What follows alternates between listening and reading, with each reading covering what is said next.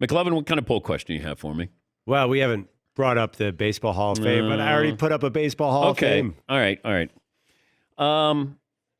Should we, let me touch on it, and then maybe we could save the poll question. Bob Costas will join us in the final hour of the show. No players were voted into the Baseball Hall of Fame.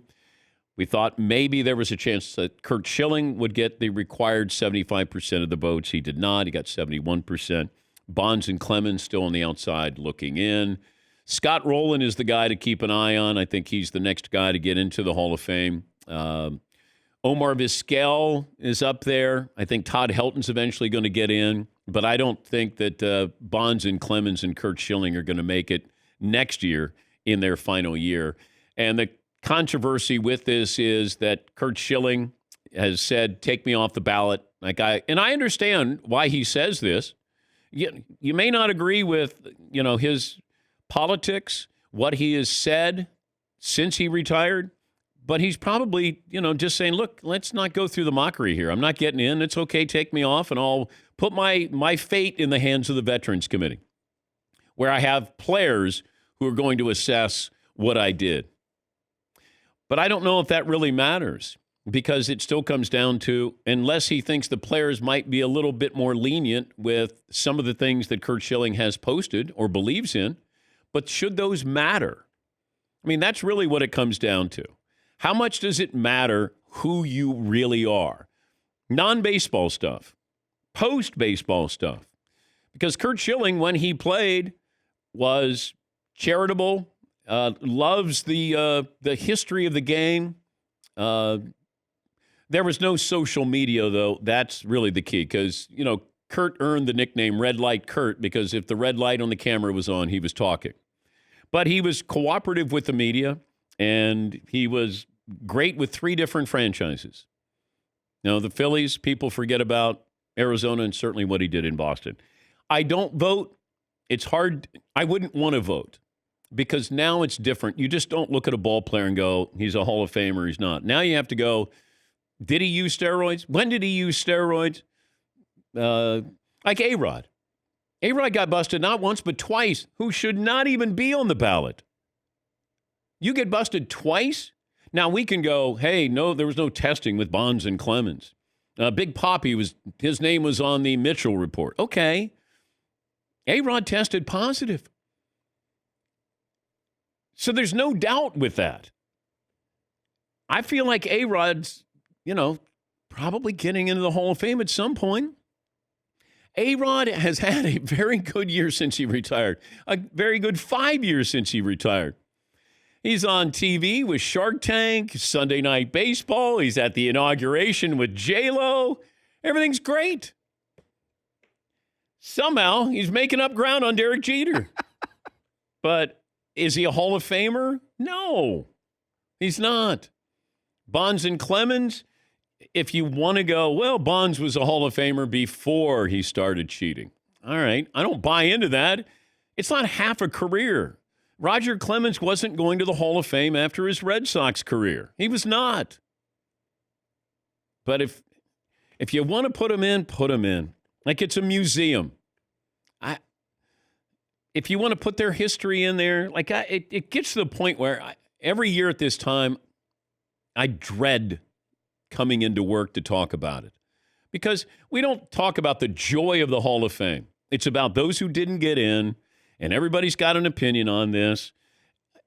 Lawrence Taylor wasn't a good guy. He wasn't a good teammate, probably, with what he did, after practice or after games and staying out all night. Nobody has a problem with that, right? We pick and choose. Do we put somebody in at some point and then we have to take them out 5 years later? It's never happened. Didn't happen with OJ. And not everybody who's in the Hall of Fame, like all of these guys who are in the Hall of Fame, we have this attitude of, those are really good character guys. I don't know if they are. But at what point do you say, your politics, your opinions, you know what, we're not voting for you? And I don't know where you draw the line with that. Now, Schilling has had some tweets that have violence in them. They're extreme. They're extreme. But I don't know if that's enough to keep him out of the Hall of Fame. And it takes over the show, and then everybody has their arguments here, and it's just I get to the point where I go, judge and jury, and how much does it matter who you are? When he played, Curt Schilling checked all the boxes that you wanted him to check. Character, integrity, nobody ever questioned that. I haven't heard teammates say negative things about him. Yeah, Seton. Right. I mean, that's the tricky part is that I think if you go back through the history of people inducted into the Baseball Hall of Fame, I'm going to imagine their political beliefs don't hold up to current society. Probably not. I'm going to guess that there's some pretty controversial people that are currently sitting in there that modern day might not be looked at too kindly. And those back in, say, the 40s or 50s when segregation was going on, and even when we had integration. But we'll leave that for Bob Costas to decide. Poll question, McLovin. Are we going to stay with the baseball one or wait until Bob Costas joins us? Well, I think we have the result. It's been pretty steady. Would you vote for Curt Schilling to be in the Hall of Fame? 69% say yes. Yeah. Yeah, Paulie. What if the question were posed differently and if Schilling's name were off it and it said, would you vote for a player based only on his baseball playing career? Do you think the results would be different and you had Schilling's name off it? Because that's what this question is. Like, imagine when a player retires, like a movie that goes to black, should the day the player hangs up his cleats, you go to black and that's what you're voting on and you stop anything afterwards, non-baseball. Yeah, but they need 5 years to vet you. And that's the only problem. Right. And if, I guess what I'm saying, what you're looking at is the baseball career, and as soon as he retires, you're not looking at anything other after. Well, Pete Rose would be in the Hall of Fame. Right. Because I don't know if anything came out with Pete, and we may never find this out, that Pete bet is a baseball player. Now, do I think he did? Yes. But once he ended his playing career, although he was player manager, I believe, and therefore that would have made it a little more gray area. But it just feels like every year we talk about who didn't get in. Pete Rose's name comes up.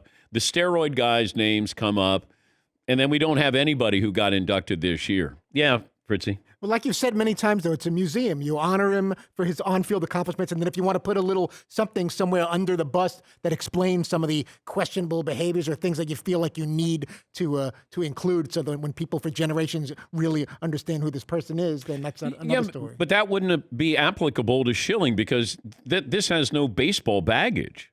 Bonds has baseball baggage. Clemens has baseball baggage. Pete Rose has baseball baggage. Curt Schilling is just about his views, and he's got extreme views. Yeah, McLovin. If Schilling was a better player, say like Mike Trout level, then he would get in, though, right? Because Schilling was borderline as is. I mean, he's high borderline, but yeah, I don't think he's a slam dunk, but I do think that there's very few pitchers in my lifetime. If you said win or go home and you give the ball to that guy, you feel confident, and he's one of those guys. He's probably in the top 10, if not even higher than that. Win or go home. Schilling never lost those games. He just didn't. And is that enough to say he's a Hall of Famer? In my mind, yes. I think he's a Hall of Famer. I don't think Clemens is a Hall of Famer without steroids.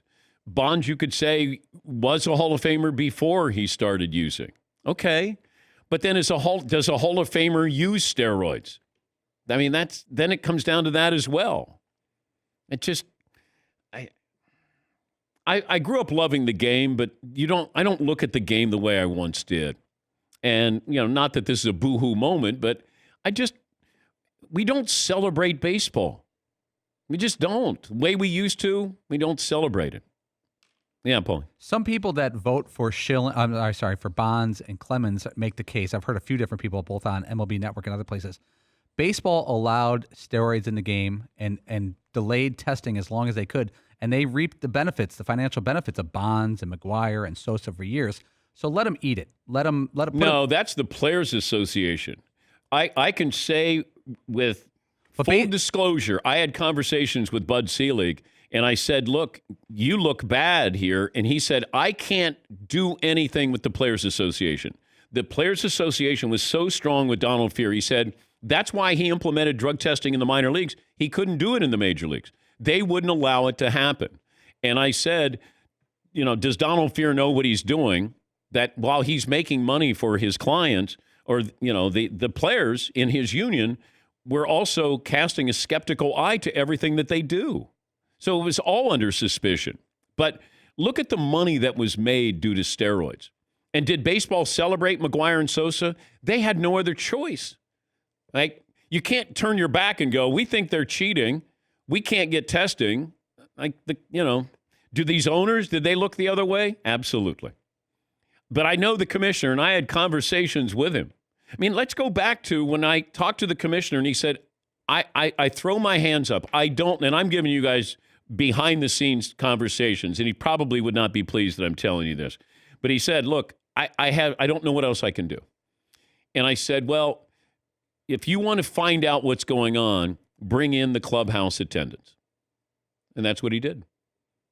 And therefore, he found out what was going on in Major League Baseball and at least was able to build a case here.